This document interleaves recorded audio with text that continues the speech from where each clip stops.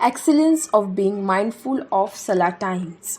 The beloved Prophet ﷺ said that Allah Almighty states, if a bondsman establishes salah within its time, then it is a promise upon my grace for my bondman that I will not punish him and that I will make him enter paradise without accountability.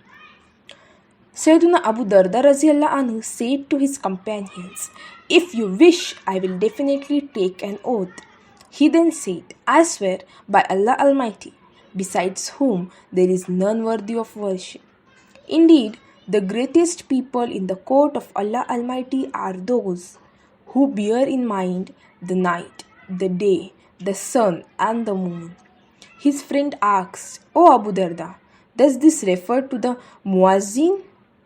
He replied, rather, it refers to the Muslim who keeps the time of Salah in mind. Importance of Salah timings. O devotees of the Prophet ﷺ, you have just heard about the excellence of being mindful of Salah timings. It is necessary for everyone to bear these timings in mind. Some people who offer Salah do not care about this at all. They even offer Fajr Salah after the sun has risen and the time of Fajr Salah has ended. Remember, even if a single ray of the sun shines before one performs the salam of Fajr Salah, the Salah will not be valid. Recognizing timings, that is, to have knowledge about the timings of Salah, fast, etc., is fourth, and that is necessary for every Muslim who is sane and baligh.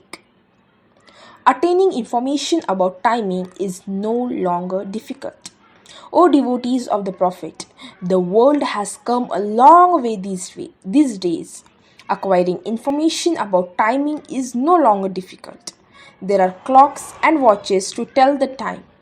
People in the past used to tell the time by looking at the sun, the moon and the stars. Even today, it is by means of these celestial bodies that Islamic scholars who have expertise in the field of calculating timings prefer timetable for Salah, Sahari and Iftar for our convenience, and it is usually these timetables that are displayed in our mosques. Worshippers would take out gold coins from the ground. Parable.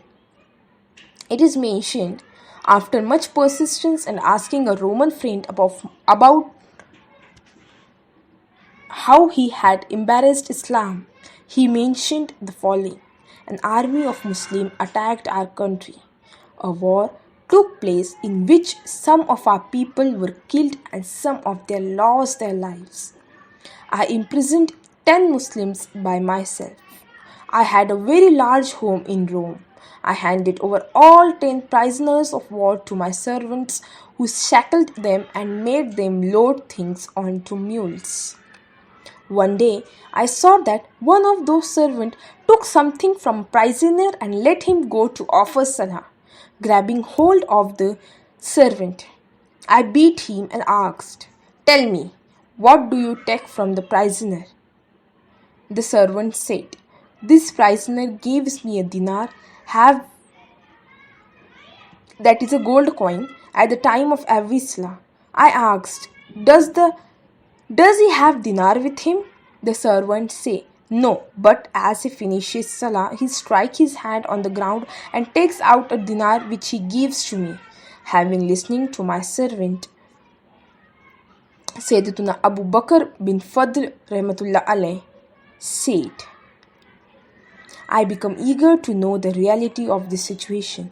Therefore, the next day I disguised myself as a servant and stood in the place.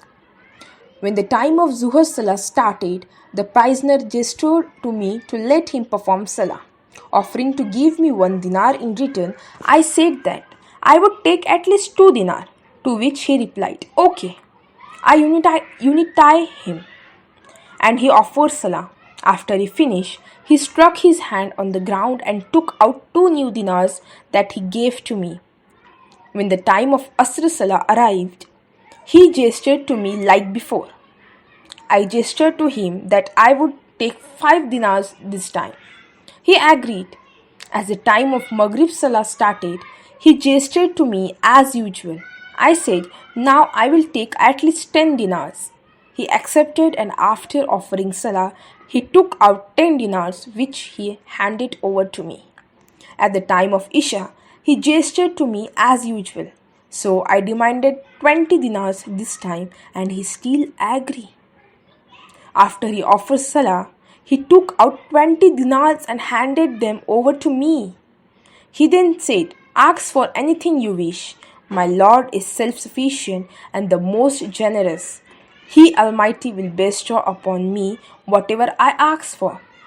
After witnessing this, I was convinced that he was a wali of Allah Almighty. He was struck by him. I released him from the chains and spent the night crying. Wali means Allah's friend, close friend. At the time of dawn, I called him and treated him with respect and reverence. I gave him my favorite clothes and offered him the choice between living in a splendid house or a palace in our city and going back to his own city. He chose to go to his city. Therefore, I called for a mule, gave him provision for the journey, and helped him mount a mule. He prayed for me in this word, may Allah Almighty give you death while you are a believer of His approved religion. Before he completed this sentence, my heart became filled with the love for Islam. Then I sent 10 slaves of mine along with him and ordered them to take him to his city with great respect. After this, I gave him an ink pot and a piece of paper. We then mutually agreed that he would draw a certain sign on it after he safely reaching his destination and send it back to me. Between his city and ours was the distance of 5 days' travels. On the 6th day, my servant came to me along with the letter which had a sign we mutually decided. I asked my slaves how they had got back so quickly, to which they replied, as we departed from here along with him, we arrived there in just a moment without any fatigue and weariness. However, on the way back, the same journey took us 5 days. As soon as I heard this, I recited, Ashhadu la ilaha illallah wa ashhadu anna Muhammadar Rasulullah wa anna din al-Islami haqqu.